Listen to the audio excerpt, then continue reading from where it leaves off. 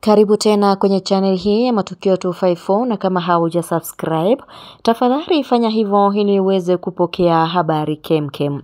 Kiongozi wa chama cha ODM Oburu Odinga yuko wapi? Jibu li hapa. Oburu Odinga yuko kule Dubai. Hii ni kulingana na dada yake Winnie Odinga ambaye amevunja kimya chake na kulijibu swali ambalo limekuwa miongoni mwa Wakenya wengi. Akizungumza, Winnie Odinga hata hivyo hajasema nduguye alisafiri kwa minajili ya matibabu kama imevyokuwa ikidaiwa, ila amesema Oburu Odinga amesafiri kwa muda wa siku 3 ili kuchukua mapumziko ya siasa zilizoko humo nchini.